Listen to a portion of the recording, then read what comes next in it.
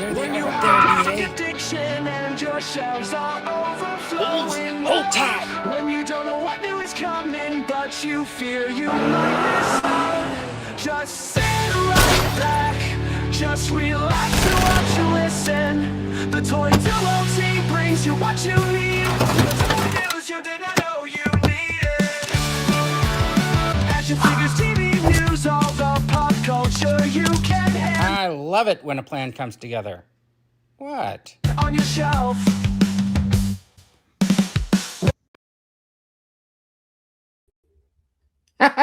Welcome back to the show, everybody. It's just me today.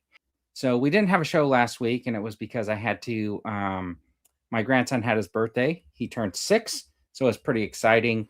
And he had pinata at his party and stuff like that. So, do you guys do that? Oh, Eric's here. Eric. Hey, sorry I'm late. That's okay. Do you guys do that when you have birthday parties and stuff? Do you do the pinata and stuff like that? I mean, I think when I was a kid, there were some kids that had them, sure, but not frequently. No, Okay. it wasn't very common. Yeah, it seems like for us, it seems like every time it's a kid's party, there's always a pinata. Maybe it's because of our proximity, San Diego and stuff like that.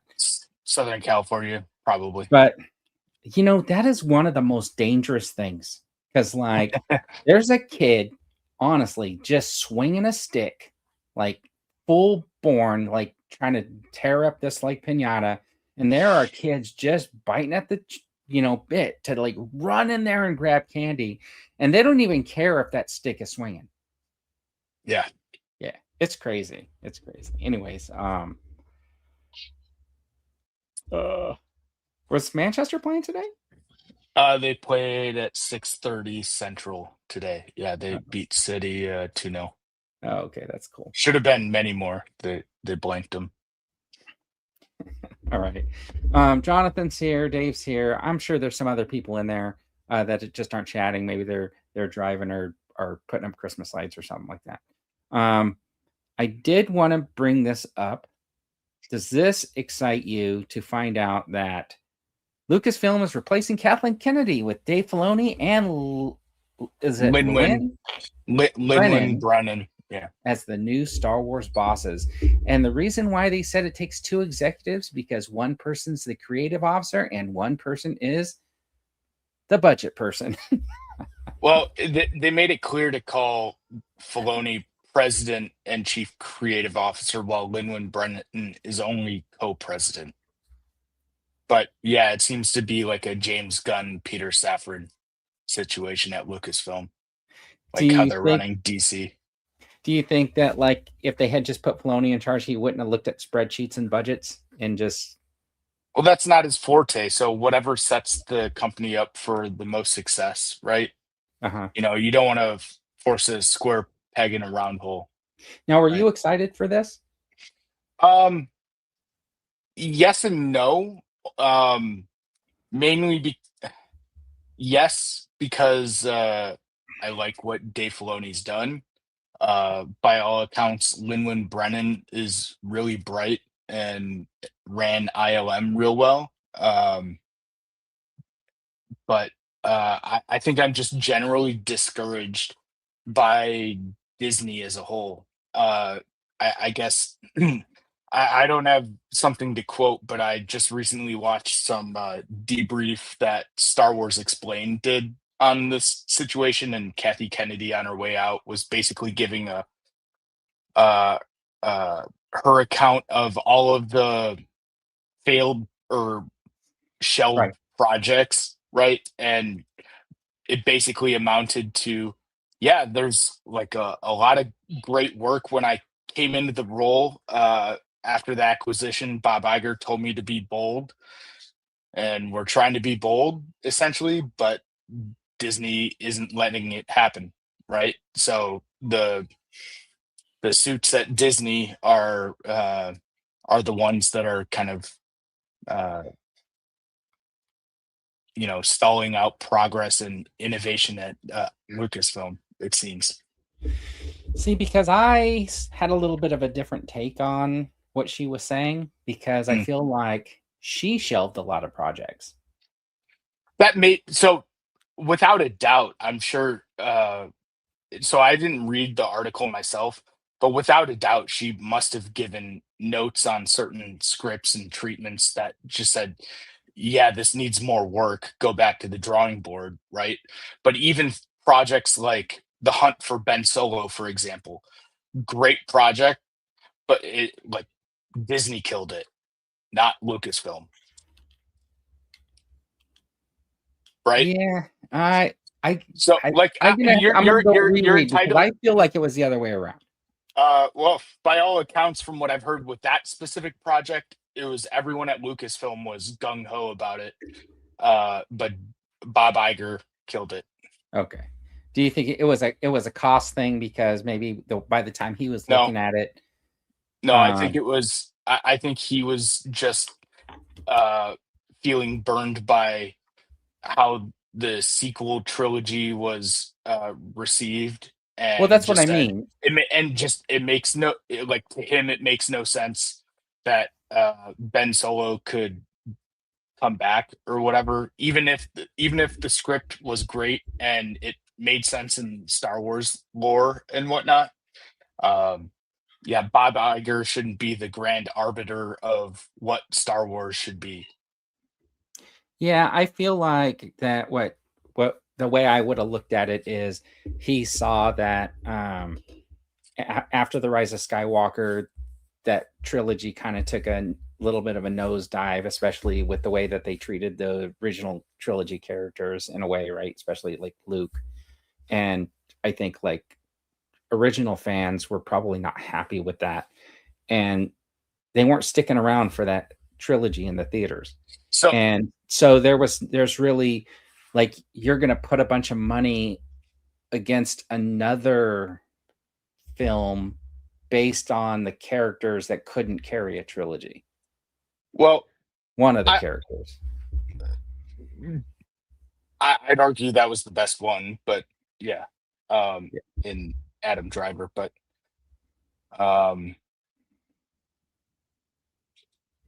it's not her like this is like it's not just her work. It's the studio as a whole and all the people they contract in, all the filmmakers and creatives that they bring in to roll with each project. So generally speaking, did Lucas was Lucasfilm to blame for some of the missteps? Yes, but they were also uh, behind some of the greatest things that happened in the Disney era, like Rogue One and Andor, that were like right. So and the Mandalorian. Yeah, I could agree So with it's like some of that. so the blame is kind of shared with how things transpired, but there were also many other things that happened in the past what now 11 years, right? Right. Um with the advent of streaming, right? And COVID and AI.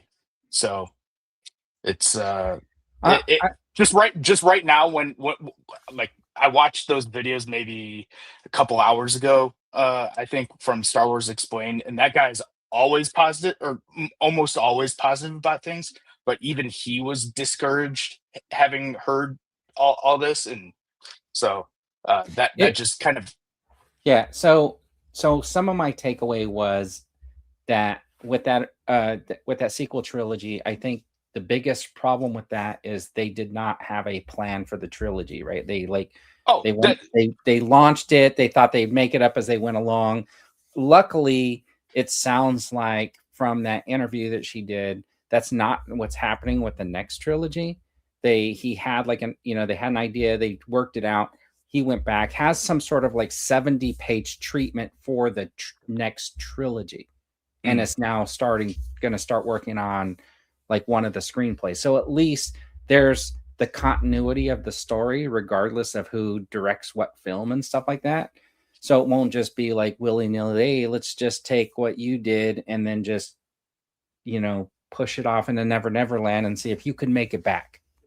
yeah Um, yeah there were uh there were definitely missteps with the sequel trilogy. I mean, I'm on record here, and I know the vast majority of people here disagree with me. The Last Jedi was the best part of the sequels. Um, Yeah, but we were so far apart on that. yeah, but uh,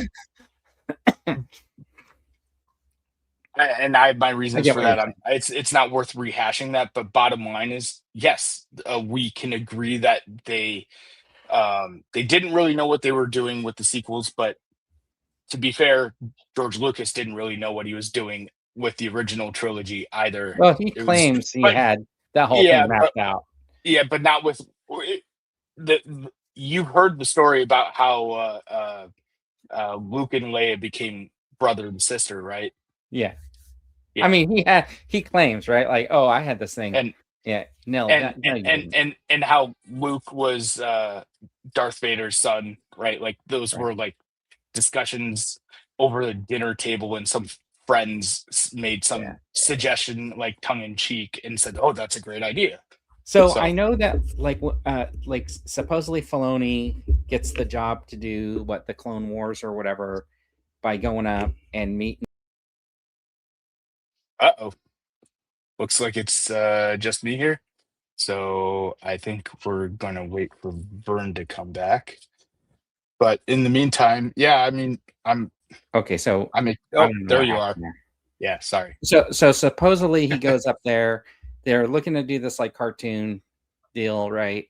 And he interviews him. I think my internet just did a thing, so hopefully that doesn't happen again.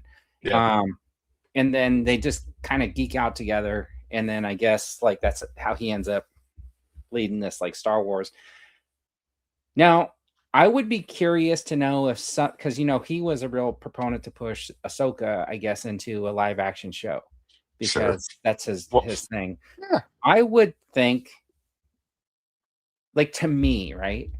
Mhm. If they did a Bad Batch movie, I would be 100% in, and it could just be like we already know their backstory. We don't need to do the origin story, but like they have a mission or something. They're on like a Mhm. mission. Like that could be the whole movie is like Well, it's zero maybe zero dark 30.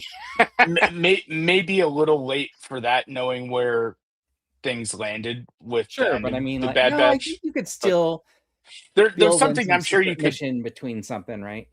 The problem is with those stories, they're so much better suited for animation, Sure, right? but I mean to see it in live action would just be for me, like that would So give me the continuity, right? yeah, Because right now I'm not watching any of the cartoons. but here's an alternative take here.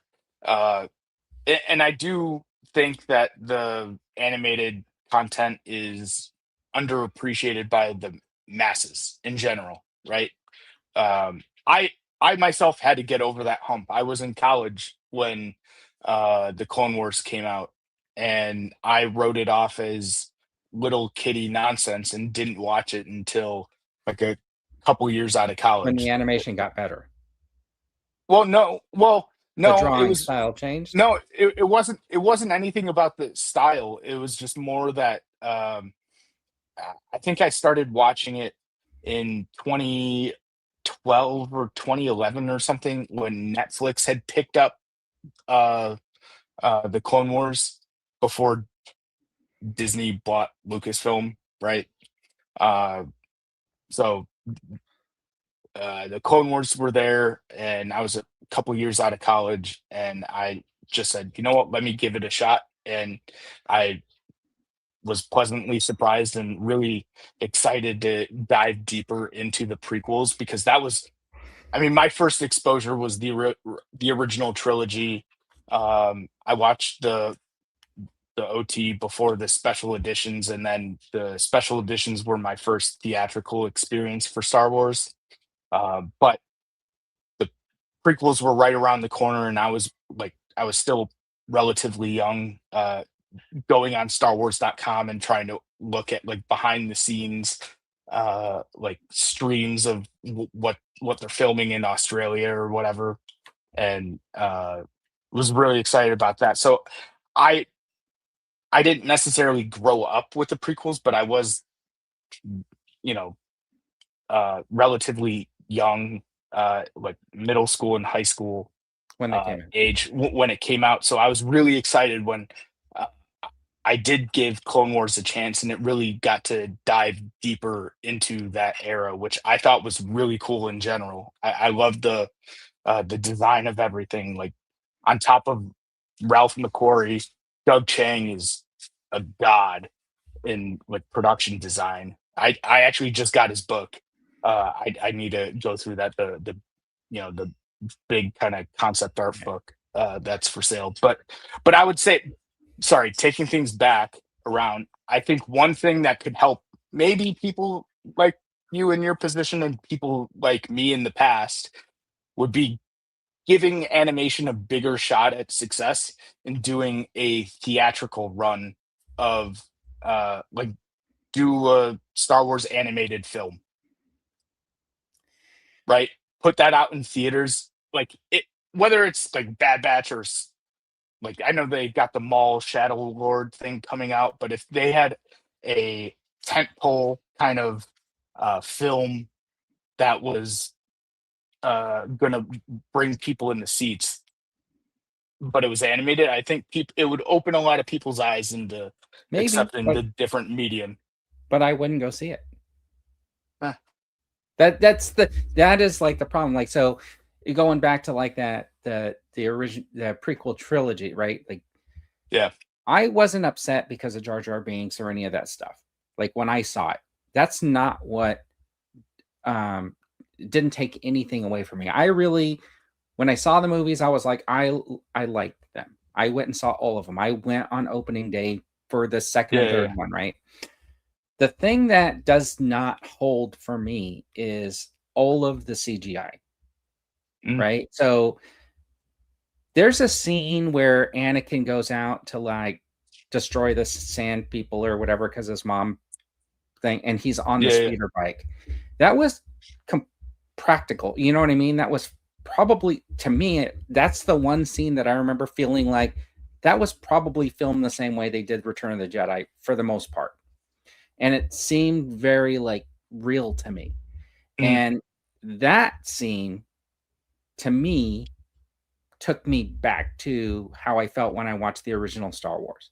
That's one of the reasons why I kind of like The Mandalorian, because I feel like even though it's filmed in front of that screen, there's a lot yeah, of practical stuff that he interacts with, and it doesn't feel like it's like just built CGI around him. yeah. Does that make I sense? would say like yeah, and I get what you're saying, especially the like clone parts But and but that's what Camino and takes me whatnot is to the cartoon effect, right? I mm, just feel like the movies are half cartoon, and yeah, it takes me out of it.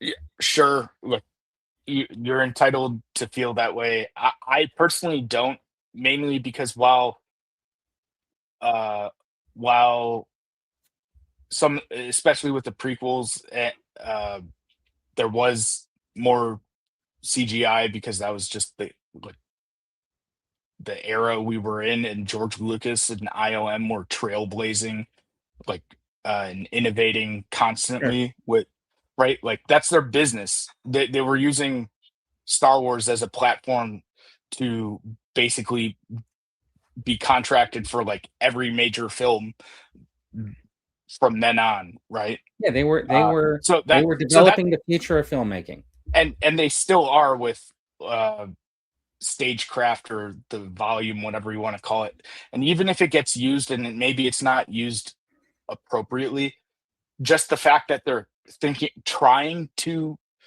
like break down barriers and figure out new ways of accomplishing things, that kind of stuff excites me. And that's why I always get really excited about the people behind the scenes.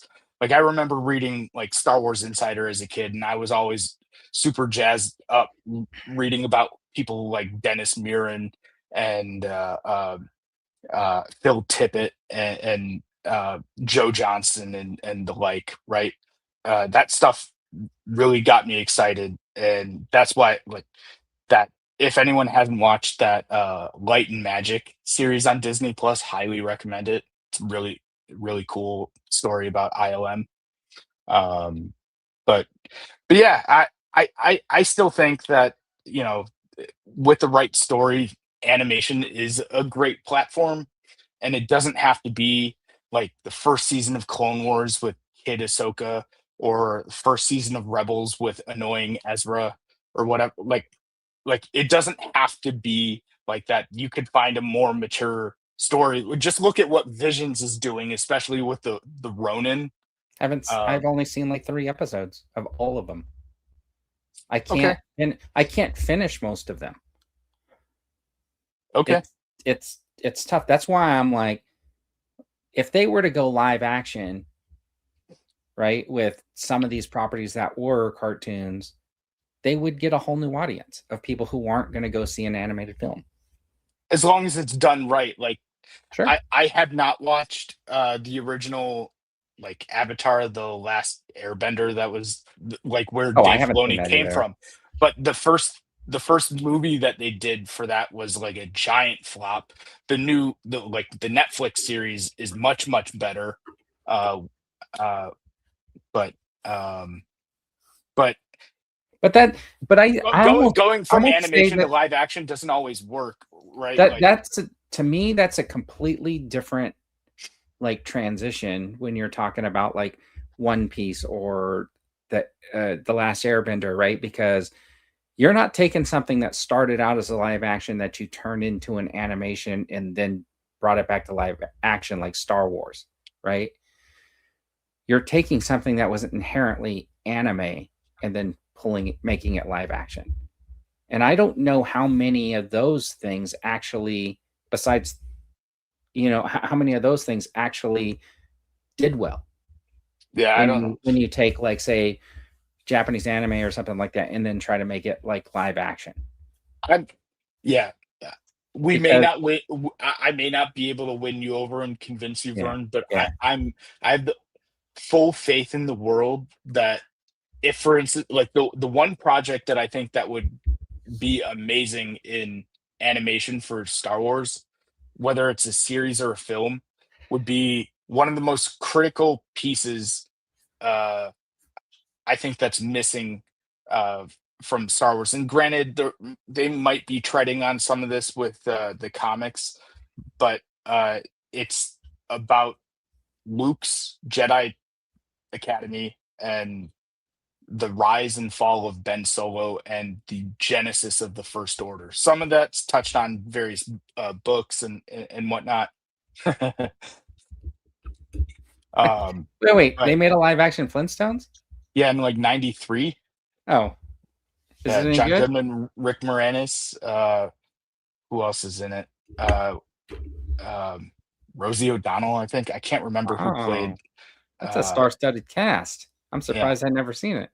you haven't You seen would that? never do. No. Yeah.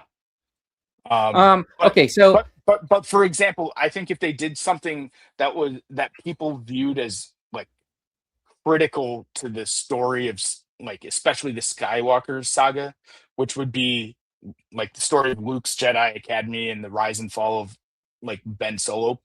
I think there are enough fans of the sequels and enough fans of the original trilogy that would want to see how that stuff plays out, right? Um, um, that even if that was animated, because let's face it, like, is it going to be efficient to de-age um, Mark Hamill, or is it going to be acceptable to recast? And even with well, Adam Driver, right? I Like, think that's are the you just going idea. to get? But I think they're gonna take that idea that you have there, and they're gonna have Ray rebuild a Jedi Academy, right? They're gonna put it in their modern timeline, and that's what they're gonna do. They're not gonna Yeah, but follow like, like Luke's yeah, adventures. but hold on. Yes, yeah, sure, maybe we'll see if that ever comes out. But without a shadow of a doubt, more people would be interested in seeing what happened with Luke's, right?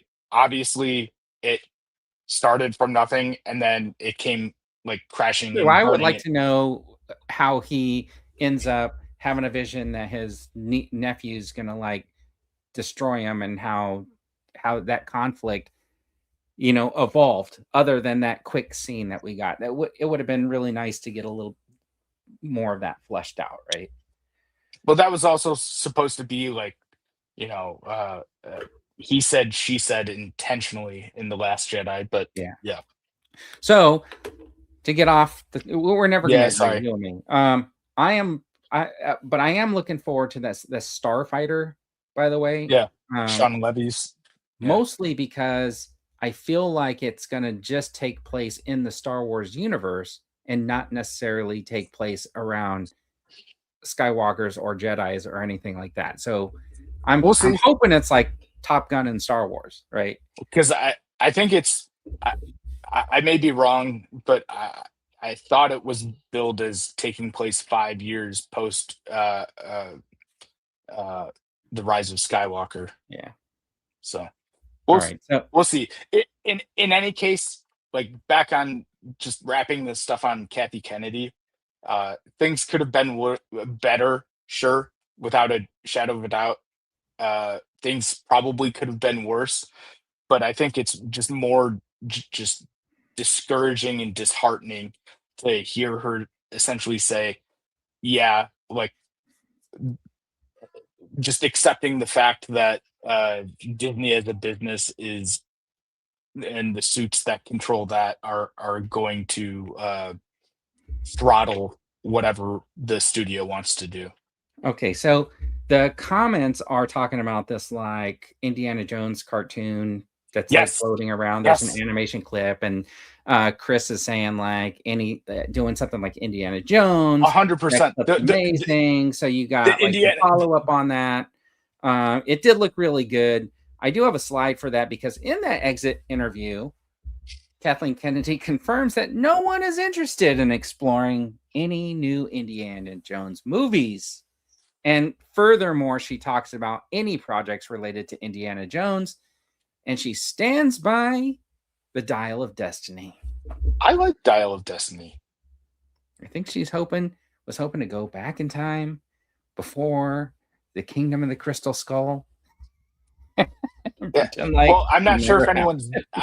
anyone's checked it out, but the Indiana Jones and the Great Circle video game was a lot of fun too, and I think that that makes a strong case for how successful a good Indiana Jones like animated series could do. If that Indiana Jones clip, that cartoon clip, honestly, I don't watch very many animated things. You guys know that. I'm always saying it's hard for me, but I did watch the zombies on Marvel, right? Was able to get through that.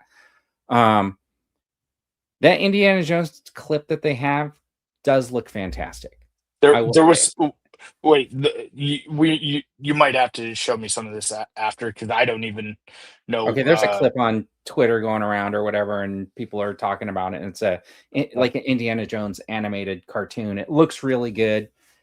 Was it just some fan made thing, or I think so. I don't know where it came from. I just saw the clip.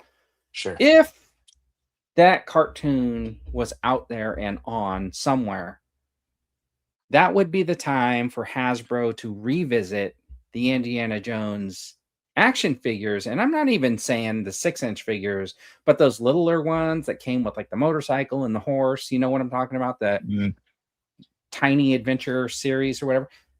That would be the time to put that type of a thing out, because now there's a property that kids might be watching that could get them interested in having a piece of, right? And I only say this because I know that like my grandson loves that Minecraft movie. Okay. And so on his birthday, I got him a Lego set. It was a Minecraft Lego set. And, I know he liked that one, right? Out of the Lego sets that he got, I think that was the first one he looked like he picked that he wanted to take and put together. And like at Christmas, he got a Lego Minecraft set from somebody, and he was super excited about it. That's right? cool. Like as soon as it ripped open and he saw it was like Minecraft. So sees a property, he likes the movie, and then he is actively engaged in the toys related to that, right? So Indiana Jones, that cartoon looks really good. Kids are watching it. They're going to go out and get those like toys. Mm-hmm. That's the time, not when, your only option is to make 500 different versions of Indiana Jones and pretty much nothing else. Unfortunately. But I do think I think on top of Star Wars, obviously there was Willow and Indiana Jones, but I really do think Lucasfilm needs to branch out a bit more and create some additional new IP. I've been pitching for a while since when was it? At Star Wars Celebration in Anaheim in 2022. I was at the Attack of the Clones panel, and Temuera Morrison and Daniel Logan going back and forth. They have the best kind of chemistry, and I'm convinced that if Lucasfilm could create some like weird buddy cop type of like big brother, little brother type of movie with both of them, that would do really, really well.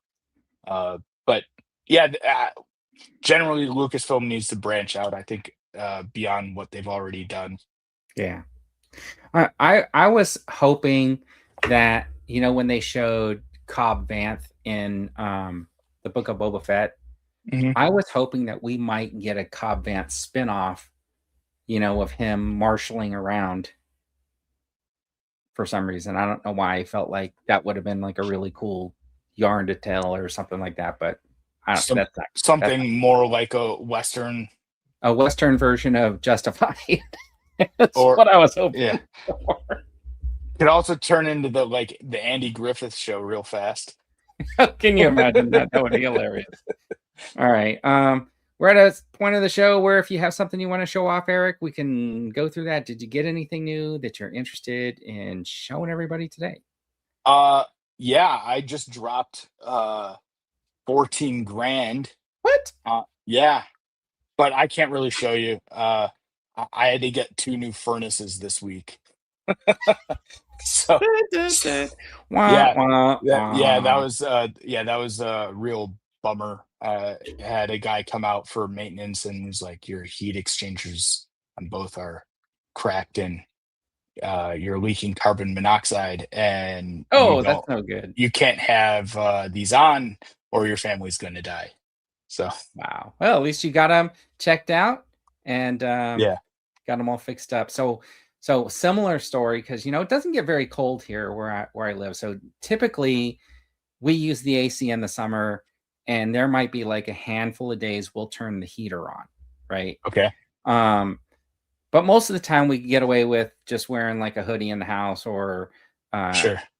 Sweats and my house shoes or whatever, and maybe clicking that little gas fireplace that really puts off zero heat.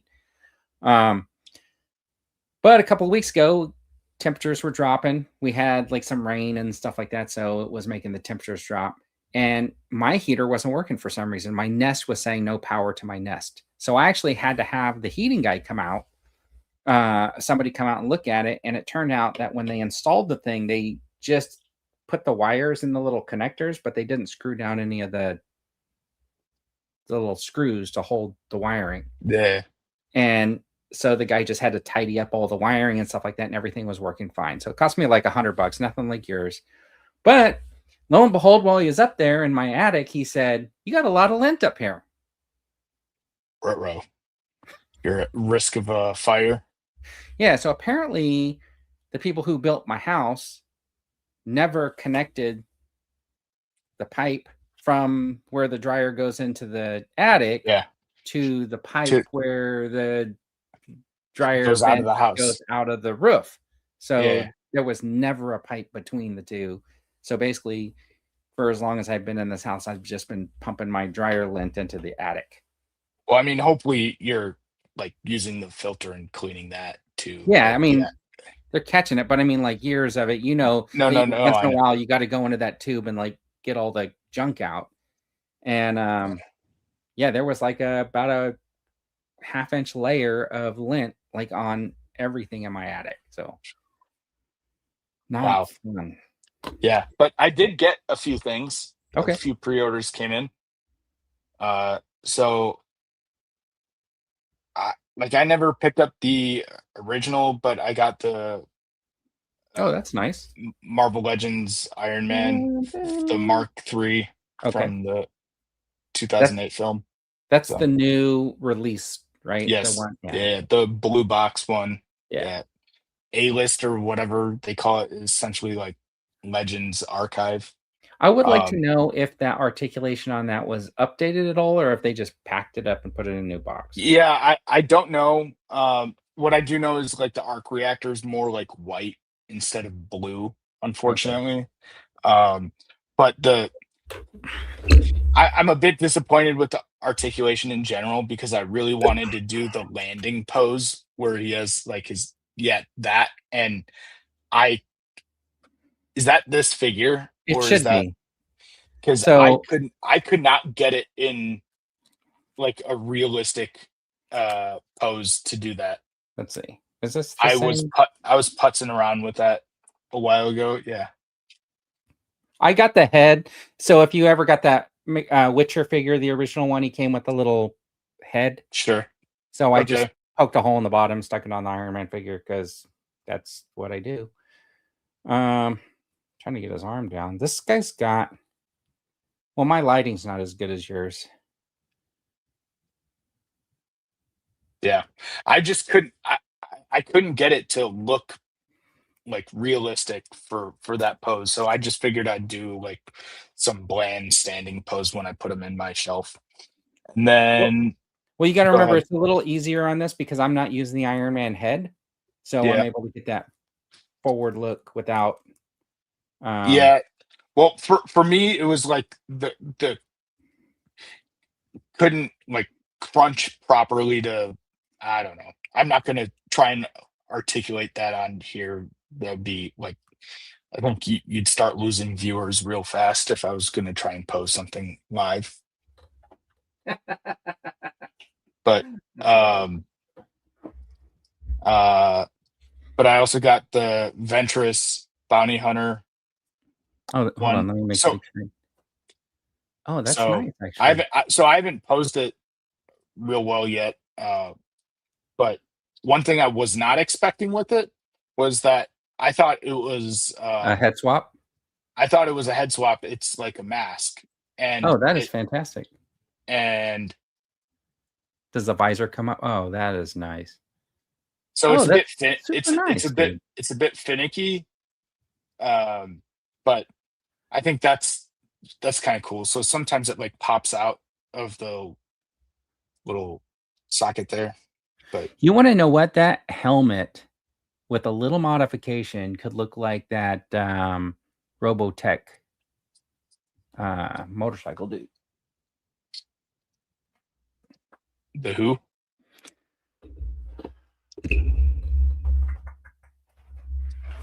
A little bit, this guy. Except for it's all glass up front. Mhm. Maybe I'm just wanting to see something that's not there. But it's cool to have this. Um, I mean, I completely forgot about this look of hers. This was of all the kind of figures to choose, this was kind of a deep-ish cut as far as I'm concerned, but it's still a cool figure. Yeah, And then you know what oh, go ahead. Jonathan's telling you about your Iron Man, right? Is like the leg does that thing where that The drop hip, yeah. yeah, So it doesn't have that much of it, yeah. not as much as like some of the GI Joes, like for example. Um, but yeah, I might give it another shot. I still haven't put it in my shelf, so uh, I'll give it another go. And then I got this guy. So I got the updated Django Fett, which it doesn't have issues that the first one had, and I like the cleaner look, not the like all the scratches and whatnot that the Right. original had. So the figure itself is great, but like this is so unacceptable to not have paint.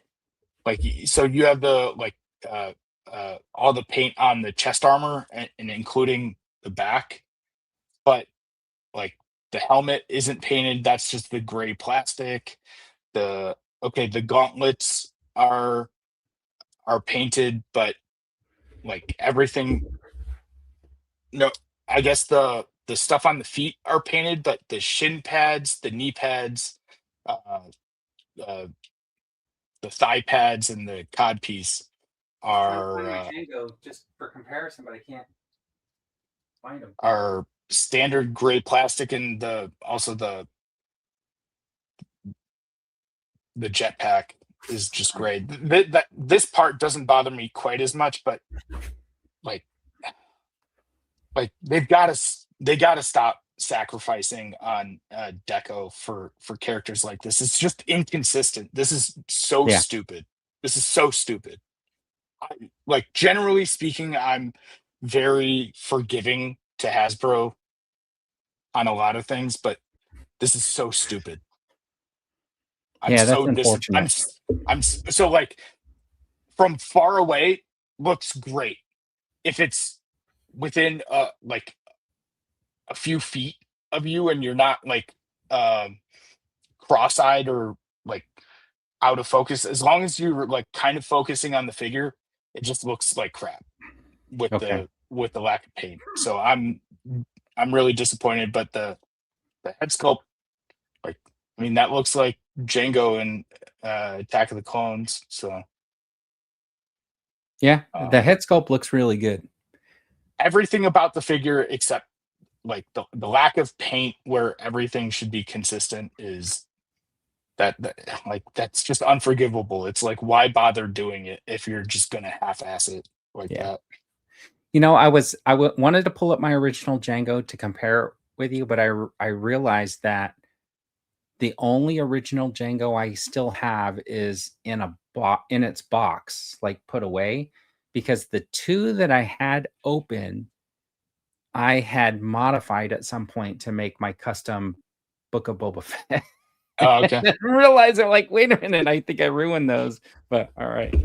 Yeah, I don't think I've got anything else. It was those three. Okay. So I did a video earlier in the week or last week, and I showed you these heads like a week ago, or 2 weeks ago, and they were from the Gunga toys, and basically they go on like a 12-inch GI Joe, and this one is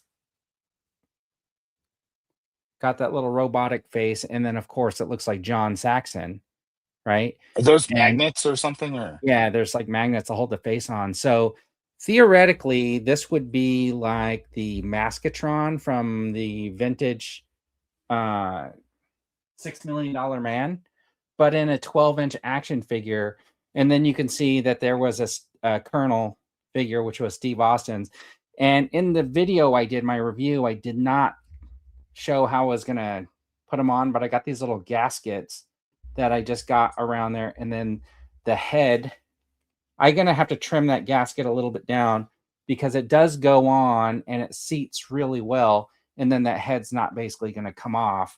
I just haven't done this guy yet, but basically you can get then a 12-inch version of the $6 million man and the John Saxon character, which the Maskatron from the original $6 million man figures was loosely based on this character, but they had him so we could have like Oscar's head and Steve's head and stuff like that. But the character was played by John Saxon, and he gets replaced by like a robot. So he's in a couple episodes, and one of them is the one with the Bigfoot, the Return of Bigfoot or whatever. So it's Gunga Toys made those heads, and I was kind of excited to get those because I think it's kind of cool to like be able to add in your 12-inch line, because I was already, had done my $6 million man for my 6-inch. So I'm going to pretend I followed all that. What? I'm going to pretend I followed all that. But no, I'm happy for you. Well, because before that at some point they had this $6 million man figure, right? So this is the $6 million man. You know who the $6 million man is? I mean, I'm aware that this existed. I've never watched an episode or okay. So this is a story of a guy who's like a pilot. He crashes. They got to rebuild him. They give him 2 robotic legs, a robotic arm, and a robotic eye. So this one's designed where you could like look through the eye and see zero magnification whatsoever, but everything's like blurry because of the plastic. And then I think you got to turn his head. Then his bionic arm can lift stuff, right? But the problem with this is that when you have GI Joes, they don't scale. They're not scale. So to get this head for Lee Majors or whatever, and be able to put it on a 12-inch action figure is kind of cool. Just to me, Yeah. I guess. So this is my $6 million man hot toy, is what I'm basically saying. Okay. Because these are the same scale as a hot toy. Right? Yeah. All right. That's it. Moving on. All right. Let's see. And the TV and movie news you did not know you needed. What are you watching this week, Eric, that you want to tell everybody to run out and watch? Tomorrow I'm going to be watching A Night of the Seven Kingdoms. Okay. The new Game of Thrones spinoff. So going to be watching that. But yeah, I'm going to be watching the Bears and the Rams tomorrow, and then my Indiana Hoosiers in the national championship on Monday. All right, I'm looking forward to Buffalo. Are they playing today or tomorrow? I don't follow anything unless it's my team. We're not talking about football then. All right. I don't know. I haven't seen a Lindsay Wagner head yet. If they do, I'm going to get one. I think somebody might be making a Mego size. So that might be my next custom, is to do the Mego size $6 million man. Okay, so no. Okay. Yeah, because there was some special music whenever he lifted something up. Okay, let's see. I watched, before we get into like the slides, I watched that Knives Out, the Dead Man, whatever. Wake Up Dead Man. Yeah. And I actually liked it. Yeah, I like all I like all of them, but in terms of quality, I think they've gone a little bit downhill with each one. Knives Out was, of all the Rian Johnson whodunits, Knives Out was definitely the best, followed by Glass Onion, followed by Wake Up Dead Man, in my eyes, at least. But I think part of that is more down to, okay, I'm becoming more accustomed to the whodunit genre, because I don't go out and watch like all the Agatha Christie, Hercule Poirot. There's a new Agatha Christie show on Netflix. So I don't go out and watch all those, but I've at least grown accustomed to, like with all the Rian Johnson ones, that the answer's never straightforward. Like, whodunit is never one person. It's always a group of people, and it's always really complicated, and everything that comes up early in the film has some role to play in the answer. So it's almost like I've been trained to just kind of not expect the surprise. Okay. Or like I've been trained to expect the surprise, right? All like right. It's just like, yeah. So tomorrow JT says he's watching the Bears and the Rams. Bear down. And I think that what happens is, even if you give the Rams like a super team, like you give them like 27 players on the field at the same time, you like staff up the field with like these 7-foot Roman soldiers to be the front line and block everybody, and then you just give them 47 extra points to start the game, I think I'm going to have to go with the Bears. Trying to do a super fans thing. Yeah. So dumb. Do you remember those? Yeah. I mean, it was a little bit before my time, but I've seen all the reruns. Yeah. They're funny. All right. Yeah. Okay. So, let's see. So the Running Man is free on Peacock. No, Paramount Plus. I need to add that. I will tell you that I watched it and it got a lot of grief, man, and it was actually pretty good. It was very entertaining. It was Edgar Wright, right? Yeah, it was a very entertaining movie. You have to suspend a lot of belief, right? Sure. And okay, you know what? Let's do this. I've been watching all these like videos where everybody's like trying to tear up Stranger Things and stuff like that by all these like plot holes and stuff like that. I think we were talking about it here, right? Oh, the military just went away, Yeah. nobody got arrested, blah blah blah blah. Well, then I don't know if you saw what I did was I said, well, when the T-800 came back to protect John Connor, he could have just had a futuristic weapon sewn into his stomach. And that would have been the end of the T-1000. Yeah. Right? Or the T-1000 being all metal could have just put like a weapon inside of him and then just, I don't know. So there's a plot hole in like every movie that you want to watch. Yeah. The Toxic Avenger is on Hulu. I need to watch that. Yeah. If Dan was here, we'd be talking about Black Phone too, because I think he went to the theater to see that one. Horror. Yeah, that's a horror movie. Yeah. Yeah. And then have you seen the trailer for The Rip? Is this the one where they're like whatever law enforcement people that find a bunch of money? Yeah, that's what the Okay. movie's about. So I'm looking forward to seeing that also, just because I like those kinds of movies. Sure. It's gonna make me. I'm wondering who's gonna be the Denzel Washington character, because I imagine it's some Training Day. I'm just thinking of Training Day, right? Like, Sure. I know it wasn't all just about the money, but okay. So Paolo 1966 says, I have a question for you both. Do you both think that Keanu Reeves would play a great Darth Revan? I mean, I guess I just don't think it's likely that Lucasfilm is going to rehash KOTOR. Yeah, Like, I I don't just think don't think that that's like happening. I doubt he would even do it. He's got his own franchise, right? John Wick. Yeah, I think he.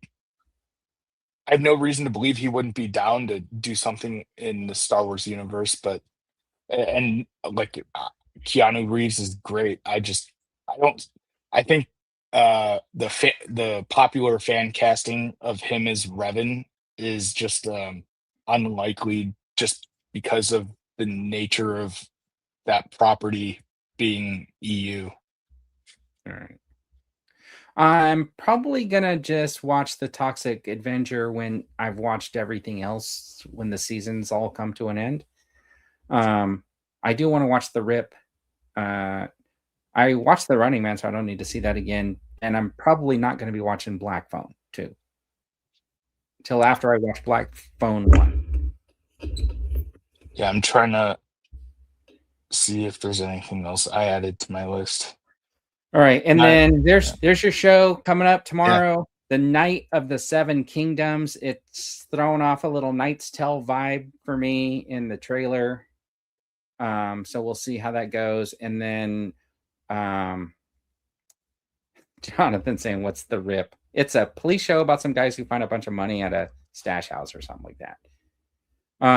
Starfleet Academy, did you watch it? I'm not a Trekkie.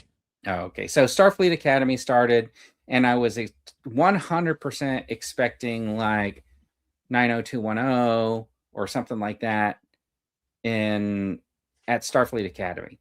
But it actually, in my, let's see, he watched about 20 minutes of it before I had to turn it off and walk away. I think stick with it, maybe. I actually was entertained. After watching the first episode, I kind of went like, I think I'm just going to wait on the second episode. And the next day I watched the second episode. It was good pacing to do them like a day apart. There was no way I was going to watch that 2-part kind of premiere together. Holly Hunter's like the chancellor of Starfleet, but she's also attached to a ship, which is built into the academy or whatever. And there were a couple of things that she did as the captain of the ship and the chancellor that I thought was just kind of like weird, like too relaxed, like kicking back and reading a book in a very comfortable position in the captain's chair just bugged the crap out of me. But I think it's because when you see Star Trek, you never see them in like, there's no way Picard sat in that chair for the 47 hours that the ship was traveling somewhere. You know what I mean? Like he was not on the bridge the whole time. Right. But it was trying to me, I got that she was on the bridge and she's like 400 or 500 years old or whatever. They got to explain that a little bit better. All right. Starfleet Academy episode 1 was put up on YouTube and only got 1,300 live viewers. The doctor from Voyager is in it. Yeah. And he aged. He gave himself an aging program. I didn't. I thought it was okay. I mean, 60 years of Star Trek this year. They had 60? a cartoon. Yeah. Okay. They had a cartoon. That was so bad. Wait, are you talking about was it Lower Decks? Is that what it's No. The original Star Trek series with Kirk and Spock, they did a cartoon back in like the 70s or something like that. I didn't know that. Yeah, and as a kid, you're like, oh, Star Trek, this is cool. But as you grow up and you try to watch them back, you realize, like, man, this is awful. And then I read an article that said that, normally when they do like a cartoon or something like that, the actors kind of come in and they do the voices against each other a little bit, or they can hear the other voices so they can play off what happened, right, on the recording of the other voice actor. And if there's scenes together, then they, I guess, try to film them together somehow. But apparently with the Star Trek cartoon, this one they sent all the actors these like recorders and they basically just read their lines. so like the tone is just completely so it's just in conversations. So it's just a bunch of guys reading lines, right? And then they just clip them into the cartoon or something like that. So you're telling me Little Vern watched that slap but won't give Clone Wars a chance? Jesus Christ, man. Give me a break. No wonder you have such beef against animation. Clone Wars and like Rebels and all that. They're not bad. Like they take like a little bit to get going, but it's pretty good. The last, I would tell you, the last cartoon. Like anytime you see a cartoon, you're just like you get like I think the last animated show back to the last animated show that I actually regularly watched was Robotech. Okay. In syndication or whatever in the States, right? Like I watched that. And then I got to a point where it was like not really watching. And now, like, I will tell you what the difference is. I won't pull up my streaming service, right? And go search out an animated show and binge it or watch episodes or program myself to watch episodes.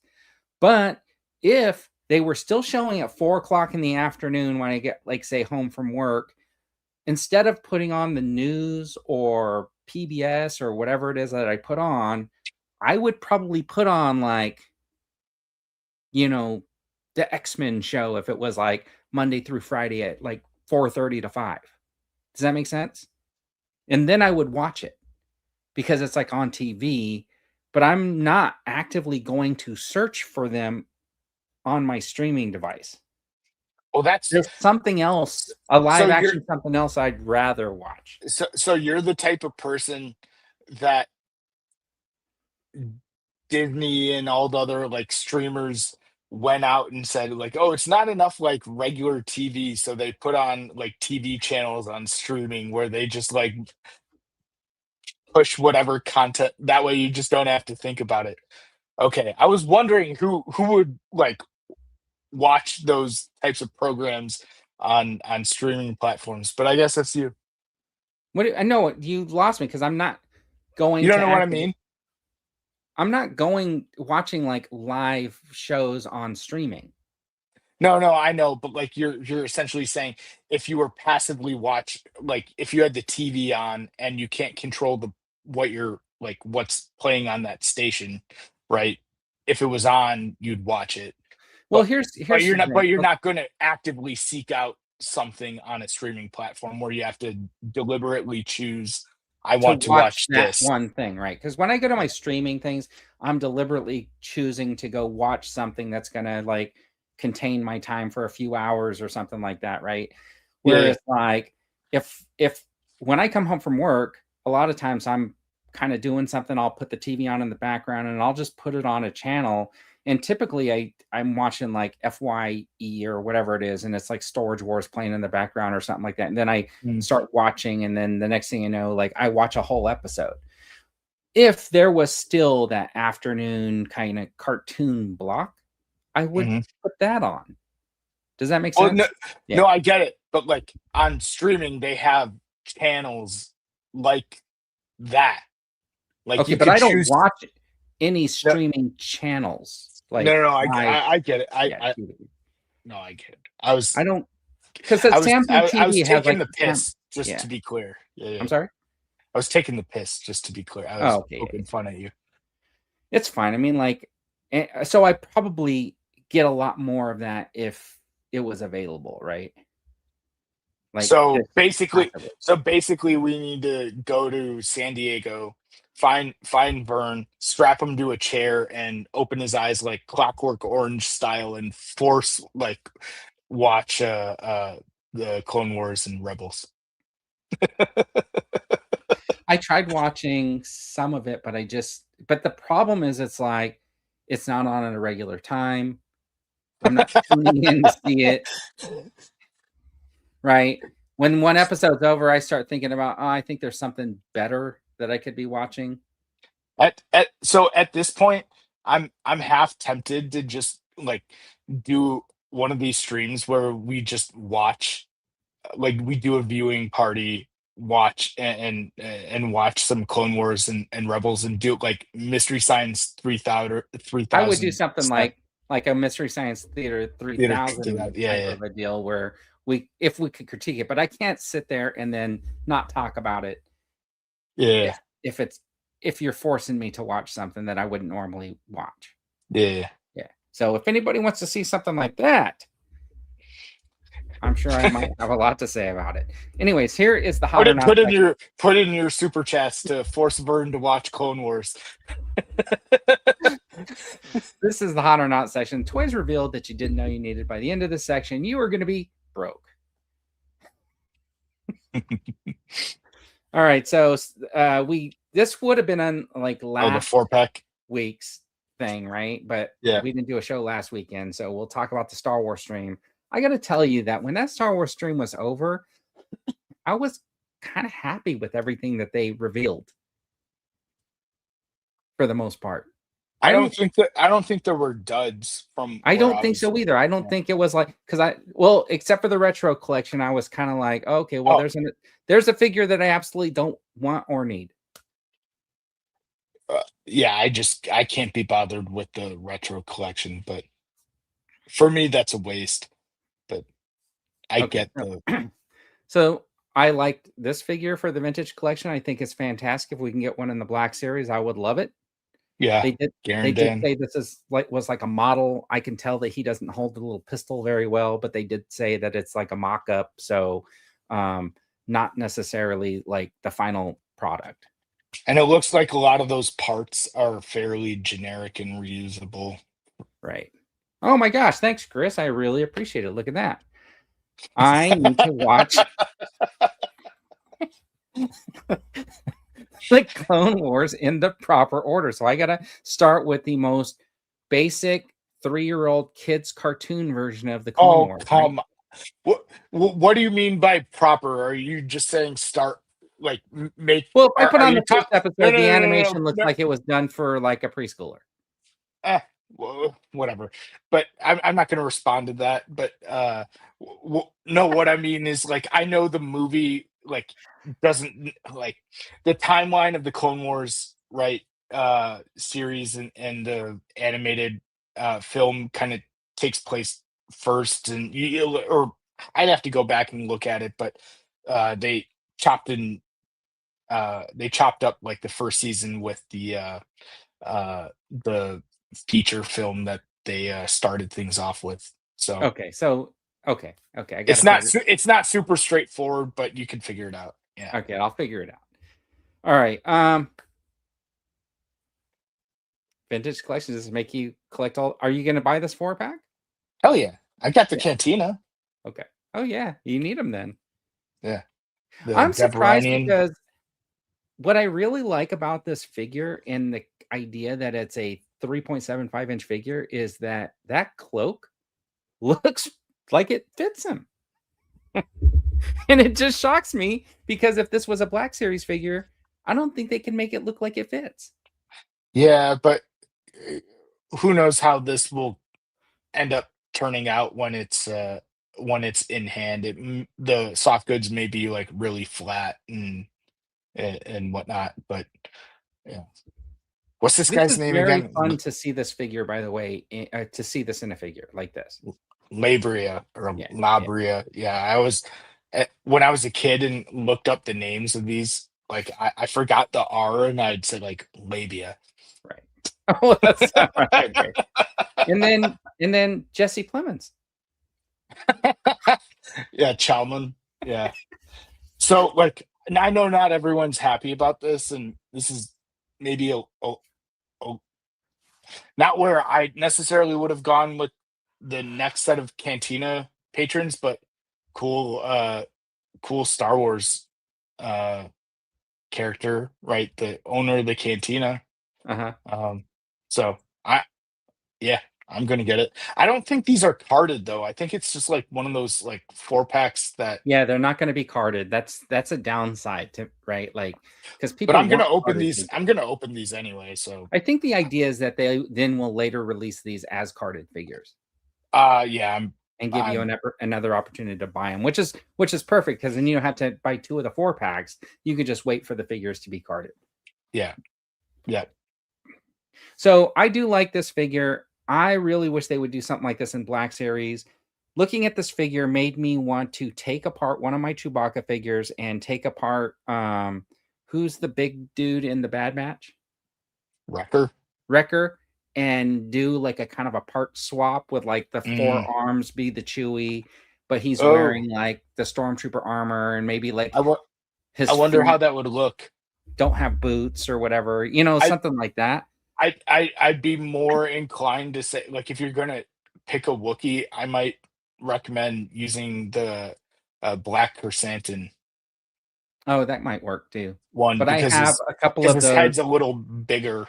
I do have it. See, the thing is, I do have a couple of those solo Star Wars story Chewbacca's. Like, The Vandor one, yeah, yeah. So, with the goggles. yeah, because I like the way he looks, and I was like, I could totally use one of those. But Yeah, anyways, that but figure was a pain in the ass to find back in oh 2018. yeah, can you It was a imagine? Target. It was a Target exclusive, It was. if I remember correctly. Yeah. The Wookiee looks like Billy D. Williams. Doesn't I think he looks like Jesse Plemons to me. Am I saying his name right? You know what I'm talking Yeah. about? Yeah. Yeah, Yeah. yeah. I just see it in the eyes a little bit. A little And bit. oh, and he's in a movie called Begonia Oh, that. with Yeah. Emma Stone. Yeah, Yeah. it's a crazy movie. And the I had a slide. I deleted it. I had all the little pictures of all of the HasLab tiers that were not achieved that are now action figures that you could get. And I was gonna put that in like a toy talk section. And you know what? I'm not gonna do it. I think it's kind of cool that you're gonna get this guy even though the tier wasn't achieved. Yep. Yeah. So I think that's nice. Yeah. It's an instant buy for me. Lando werewolf. Doo-doo. All right, so I think that's pretty Hello, what cool. have we here? There's the 4-pack. It's going to go up for sale on January 28th. Now, when they Wait, say Disney go ahead. Store, is that Shop Disney? But they rebranded that a while ago back to the Disney Store. Okay, so Shop Disney is now the Disney Store. It's been that way for a while. Okay. Yeah.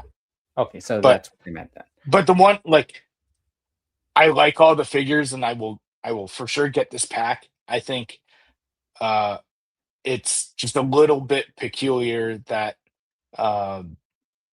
this set contains 2 characters that weren't in the cantina in A New Hope. Right, but it's the Cantina pack. Yeah. Yeah, okay. Well, it's the And most Isley 4-pack, so it goes along with their Okay, so they just Yeah. yeah, sure. Yeah. But you know what I'm saying, like yes. like Yeah. Like as Okay. a backer of the cantina, I just want Did I want to they fill out the cantina with all the cantina patrons. right? Did they reveal the price on this? Doubtful. I don't know. What's your guess then? Because I'm saying it's $100. Uh, what are these now? They're $20 a pop retail. So 70 maybe? Yeah. 75? I would say they should be less than $80 if the regular vintage collections are 20 and they don't have individual packaging. I agree with that. We'll see Right. what actually happens. Right. Um, then the original trilogy, there comes Leia. She's got Chewbacca's medal. No, that's Han Solo's medals. Chewie still doesn't get one. He actually did get one in canon, just not you don't see it in the film. Right. So, but they did say this is Han Solo's medal that Yeah. she has. Okay. And then here's Black Series. I was so shocked, Eric, that they did not try to sell this as a deluxe. I mean, I don't know. I mean, it's definitely not a deluxe, but Right, but considering what they did with like Boba Fett like last year and stuff like that, and because they gave him the extra set of wings and not just the one pair of wings, then he comes with like the flight stand. I mean, there's quite a few accessories in there, right? mm, For them to easily say, oh, well, this one, because it comes with so much stuff, has to be a deluxe. So I was very, very surprised. And I mean, nicely surprised that it's not a deluxe figure. yeah, looks great. Can't wait to get it. Yeah. And then this is back to the, I know that it's because like probably newer design, everything had to be designed for this figure, right? Mhm. One accessory. And I think this is the cheapo of the wave because it's a wave of Right. 3 figures. Yeah. Yeah. Chances are that the like less plastic going on here and the less accessories help pave the way for The other investing more. accessories. Yeah.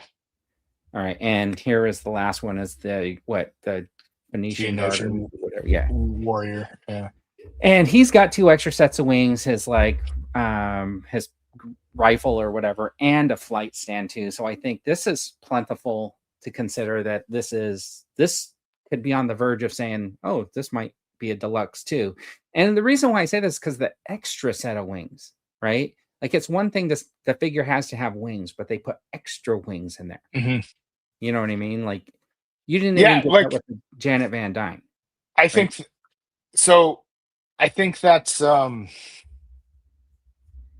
what's the best way to say this?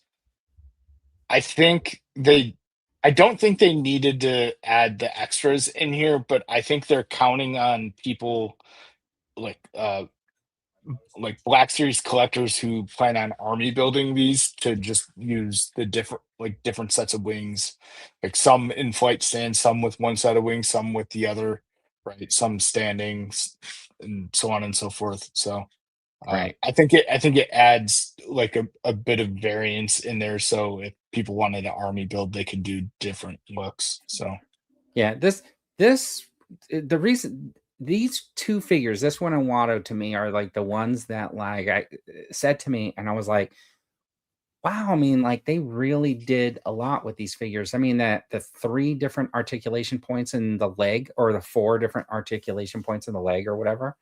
That's a mm. big deal. You know what I mean? They could have molded some of that. They could have molded one you of the you points. know what? I'm not sure if you have it in there, but they teased at the end the like blue accessory, which is for vintage collection, and it's the same blaster that you see here. So Right? it's No, like I yeah. didn't So screenshot I'm that. like, if you're good, if you're gonna tease some new accessory for some new character in one of the lines, like don't have it be an accessory for the A other figure that scale you're actually revealing. Yeah. you just reveal. That's hilarious. Oh my gosh. All right. And then the last reveal from where is he? Oh man, are you kidding Lord me? Starkiller. Yeah, okay. So I didn't let me see. Hold on. Let me click through these really quick.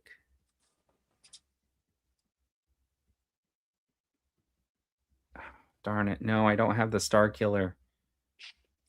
Okay, we'll just talk about them. We won't put them on screen, and we'll just talk about them. So I thought the Star Killer was a really good reveal. I like I like the figure. I did not think that just because you gave him 6 lightsabers, it rose to the level of a deluxe.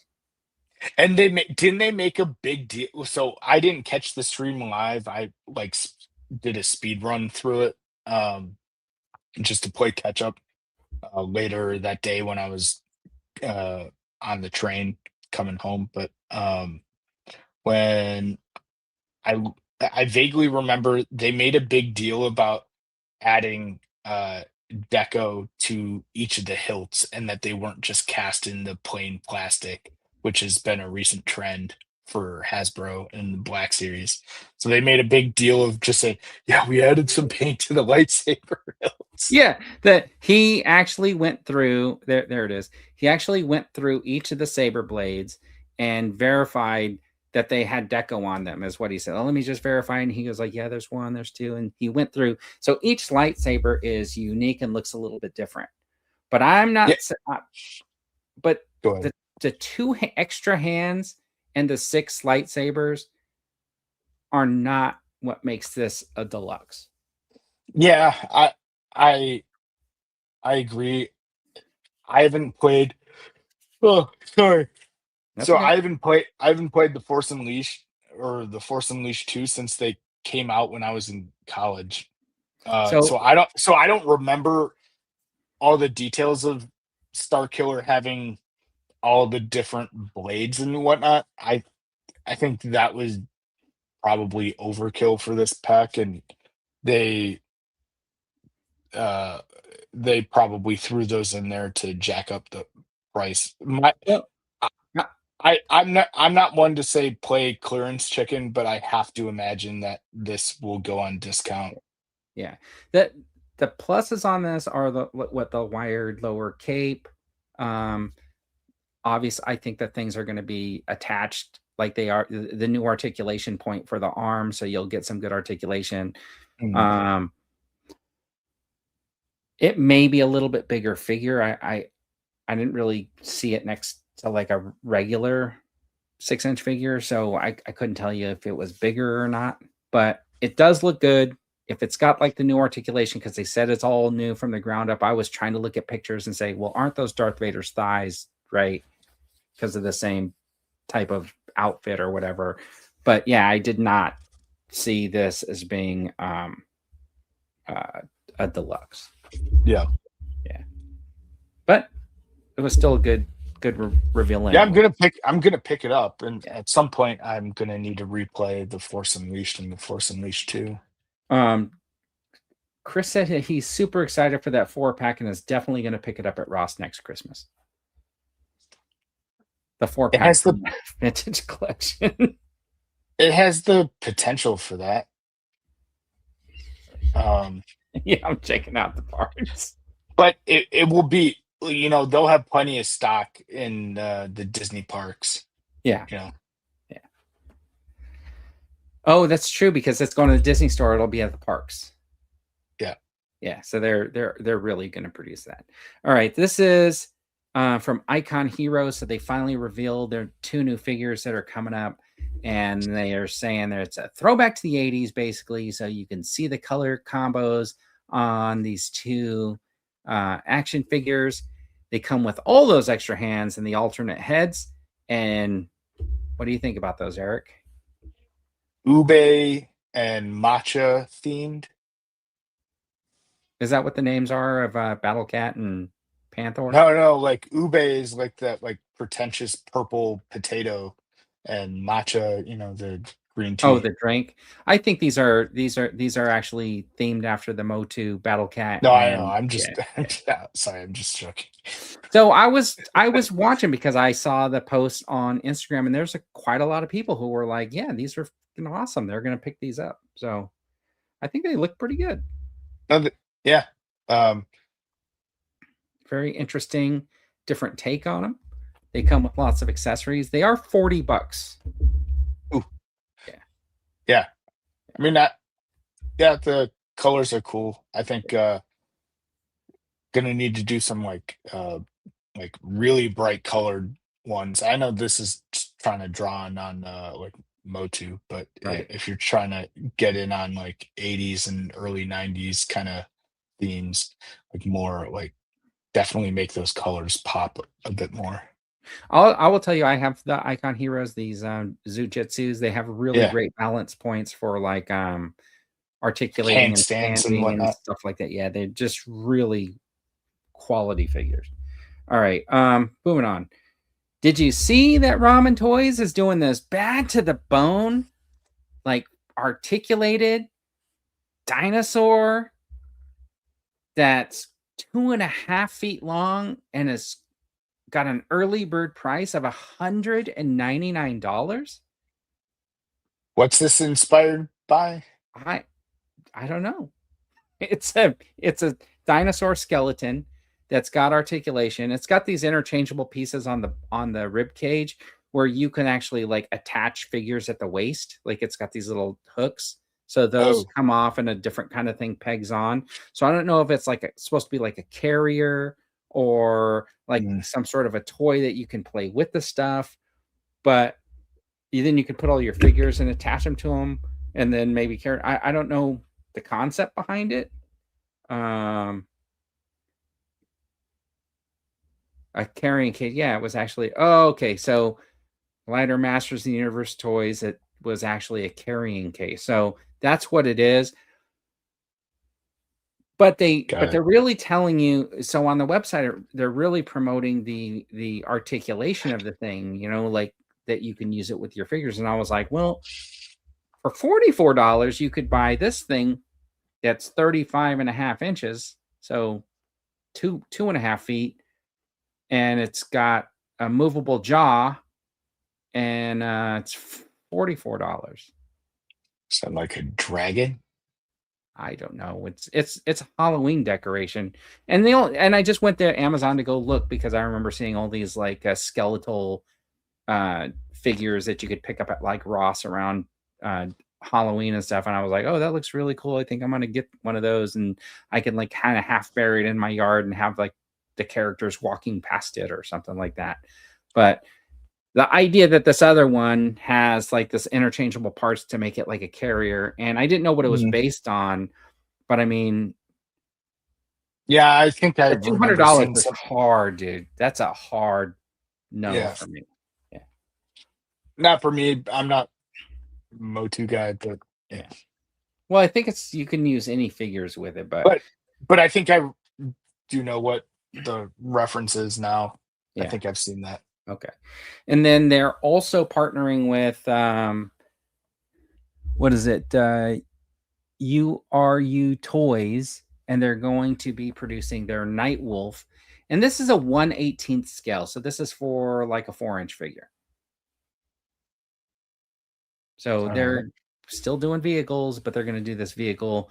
And they got that production photo and stuff like that. Looks pretty good. Hmm.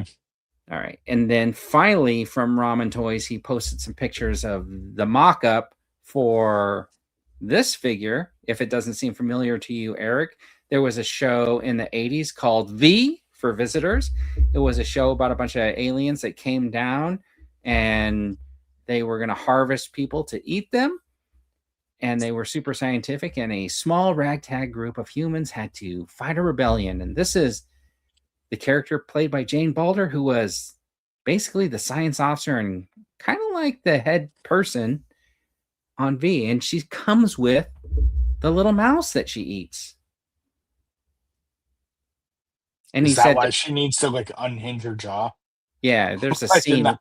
There's an actual scene in the show where she eats the thing. It does look pretty good. So you could see like one face is normal. She's the one where she's eating the mouse. Then she's got the other face. So you could see something's on her face because they had this fake skin over their reptilian look. And then they have like the lizard look right there. And then there's the different black top outfit that's going to, probably be for the upper body. She's got Hmm. her famous sunglasses there and stuff like that. So looks pretty good. I mean, if they get away with this character, and maybe they'll do some other ones. Yeah, V? I'm always kind of cautious over figures with long hair with like the Yeah, the head way they're gonna articulation. articulate. Yeah. Yeah, So you might have seen the reboot of V. No? The reboot one had the lady that's I think she was the girlfriend in Deadpool. Morena Baccarin. I think she was in the reboot. If I'm wrong, Oh, somebody please correct me. was it still called V? It was called V. Okay, then no. Okay. Yeah, see, V action figures are cool. Diana figure would be cool, but it depends on the price. Yeah, it's probably going to be like $70, like kind of like their Aces of Aviation. Um, yeah, the birth scene. See, there's a lot of memories of the show V. You should watch it. This is new from Monster Force. It is Major Striker, and basically it's the Colonel figure that they have, but they just decided to like do the outfit in a blue, which is kind of nice because it's gives it that like kind of Air Force look.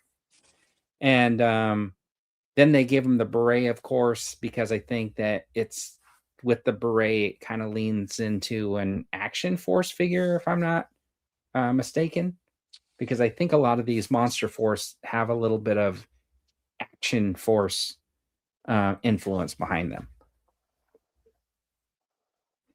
Not interested, Eric? Nah, not for me. Okay. But I'm hard to please. Yes, you are. Just Star Wars and Marvel. This is Mostly. the Monster Force Demi Warg Infiltrator. This is their convention exclusive pre-order. And the thing is, it's like $40 if you pre-order it from one of the conventions they're going to. And this year they did not list San Diego Comic-Con as one of the conventions. I left a comment and said, asked them if they were going, but they basically have like 4 or 5 other conventions that they're going to. Not only do you get the better price, but you also get that exclusive Braxton Van Helsing portrait and that sniper rifle if you do the pre-order at one of the conventions like Joe Fest or whatever. So that is a cool bonus. And from my understanding, that head is also an Action Force kind of nod. These are cool. But I'm just amazed for $40. I mean, for $40, you're getting all those accessories, right? All the hands, all the heads, the helmet with the stuff, the weapons, and the firing effects and stuff like that. That they're pretty good figures and they're pretty well built. So, all right. So that is Monster Force. If you're going to a convention, you can pre-order it there. Pre-order 2 because I'm not going to make it to any of the conventions that are listed, and just let me know what I owe you. I'm trying to get John or Dean, because I think they're both going to Joe Fest, to see if they can just give them my information and have them add it to my Big Bad Toy Store. This is Fresh Monkey Fiction. No, Big Bad Workshop. This is the Fresh Monkeys. Okay. Yeah.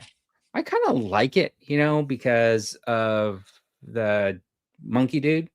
Looks really cool. Reminds me of like Planet of the Apes Secret Agent type of character, maybe. Looks pretty good. Yeah. Yeah. I immediately thought of Hit Monkey. Yeah. Did you? I assume you didn't watch it because it was animated.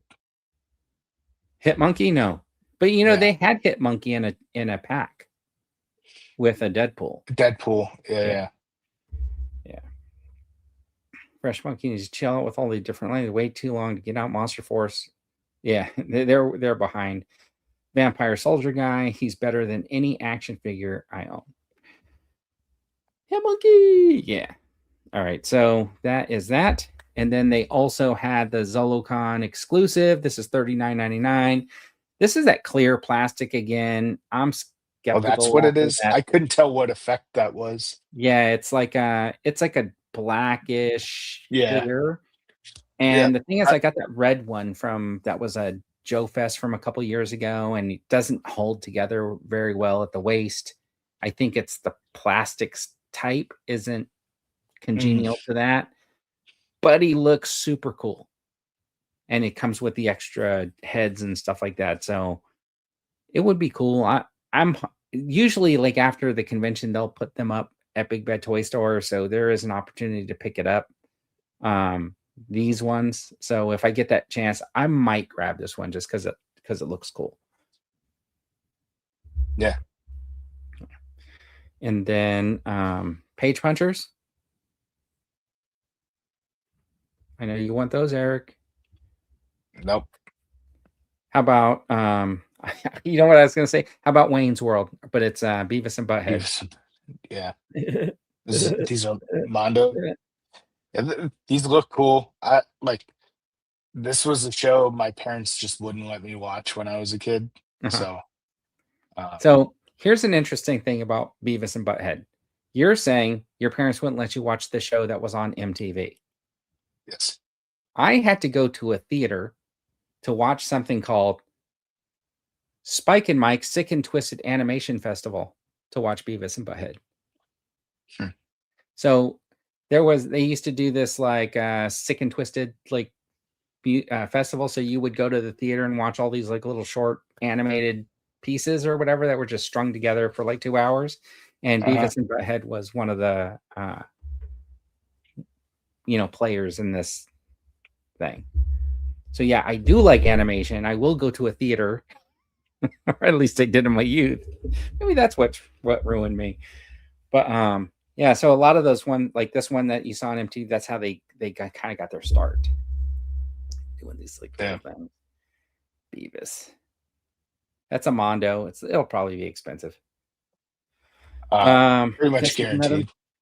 Another Mondo. 1/6 scale. No? Looks good. Just not. You weren't ever into Thundercats. No, it was same with Motu. Just like I was aware of them. Yeah. But I just missed it. Same with like GIJOE. Okay. And then these are a couple more Resident Evils. I don't know if they were. I think they're just statues. And with they go bases along like that, I'd assume so. Yeah, they're 1/6 scale, and I think they go along with the rest of the Resident Evil statues that they've done. So, and then the last one that I have on here is the Hiya Toys. This is a 1/12 scale RoboCop. Looks fantastic, but it's over $100, so I'm out. Makes sense. Yeah. But it does look good. But you said 1/12 or it's a 1/12 scale. Yeah, so a 6-inch. 6-inch. But so to me, it's like if I wanted a RoboCop, I'd probably just buy. I think NECA does one, right? I just get that one because it's like half the price. I mean, obviously he's not going to have the greatest articulation, anyways, because I don't think the RoboCop had great articulation. You know what I mean? Even in the movie. Yeah. I think that was it. Yep. Awesome. I'm just trying to think what else is on the verge of coming out. For action figures? Yeah. I mean, we just had some of those streams. Maybe there's some Marvel something or other happening. It's possible. Sometime soon, but yeah, maybe a little bit dry. Yeah. So I did find that Psylocke and the Thanos. Oh yeah, I got that. And the way I did it was I had the barcode and I scanned it on the machine because there's no place for it anywhere. And it showed in my store that it was in the stock room. So I went to an employee and I said, hey, can you go grab one of those for me? And they were like, yeah, no problem. And they walked in And then like 5 minutes later, they walked out with the one and gave it to me. And I was like happy to get it. So I went up to the front and I paid for it and I left. I think I did a review that day. About a week and a half later, I went back and I looked around. They still hadn't put them out. And I was just curious if there was still any left in the store. So I went to an employee. No, I went up to the machine and I scanned the same barcode, picture of the barcode that I had. And it came up and it was now $50 on clearance. And it still said out of stock in the back room. So I went, found an employee, and I said, hey, the machine says you got these in the back. I'd like to get 2, right? Yeah. And I'll tell you why I got 2 in a second. So they were like, she goes, yeah, no problem. So she goes back there and she comes back and she goes, yeah, we got plenty of them back there. And I was like, oh, okay, great. They're on clearance. And I tell her, well, they're on clearance. So it's funny that you've had them in the back room and they've just gone on clearance. I mean, you can't sell them because you're not putting them out, right? Casual buyers are never going to see it. So, and it's been over a week and a half. So they've been in the back a week and a half. So I go up to the front and I buy them. And then I take them over to the customer service and I'm like, hey, do you guys match your clearance price? And she's like, no. And I was like, oh, okay. So if I want to return this, can I return it using my purchase from like a week ago or whatever, because I paid full price? And she goes, yeah. So she let me return one that I had just bought and gave me my full amount back. Yep. And I was like, oh, okay. And then I just looked at her and I said, well, can I just buy that one at the clearance price? And she says, no. And I go, what do you mean no? And she goes, no, I can't sell it to you. And I was like, they need to do something special with returns or something. Supposedly, yeah, they have to go into their little back room, get on a cart, and then get put back on a shelf. Sure. So for me to be able to buy another one, right, at the clearance price, I would have to go back and talk to the employee and get another one. But I didn't do any of that because, and that's why I asked her for 2, because I was pretty sure that was going to be the case, right? Yeah. And I just wanted to get one on clearance and get my money back for the one I paid full price. So I do talk to the front end supervisor that's there, and I'm asking her, like, why do you guys keep something that, and she goes, oh, it could have been street dated. And I go, yeah, it was back in November when it first came out. And you guys immediately sold out because you didn't have any stock.